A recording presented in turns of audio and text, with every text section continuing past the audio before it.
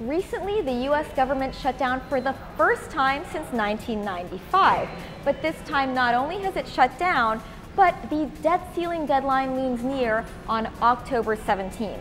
How these two incidents will affect our economy and our market depends on the length of the shutdown and whether or not the debt ceiling will be raised in time. Republicans and Democrats came to an impasse on the federal budget, specifically the Obamacare Act. Since the Republicans oppose it and won't bring it to the floor for a vote, the budget didn't get passed on the day the government's fiscal year begins, October 1st, hence the shutdown. No money, no pay equals closed for business. The Republicans and the Democrats did not agree on the budget, so that will stop your funding for the government, meaning the government will have to lay off some workers because it ran out of funds. The debt ceiling sets the maximum amount of federal debt the U.S. government can incur.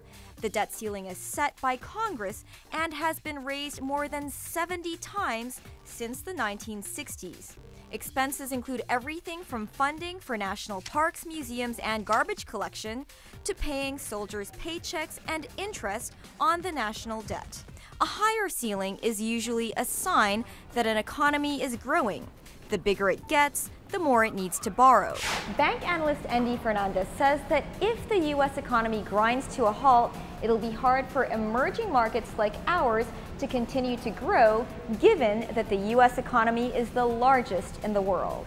So if it's a shutdown that's 1 to 2 weeks, lasts 1 to 2 weeks, it shouldn't affect us in a very big way. However, if it lasts a month or even months, then that would affect U.S. GDP growth. The real problem is if the debt ceiling isn't raised by October 17. ND says the U.S. is the benchmark for stocks and bonds. It's also the biggest debt market in the world, so if they do default, that's if they don't meet the deadline, then our bonds will be affected. They'll be worth less. Worst case scenario, according to ND, is a global sell-down of bonds and stocks. The last time there was a last-minute raising of the debt ceiling, the U.S. stock market was downgraded by S&P. If you experience a global bond sell-off, our bonds would also be affected. But our economic position is still strong. However, even if our economic position is still strong, if there's a global bond sell-off and there's a global stock market sell-off, then our bond and stock market would also be affected.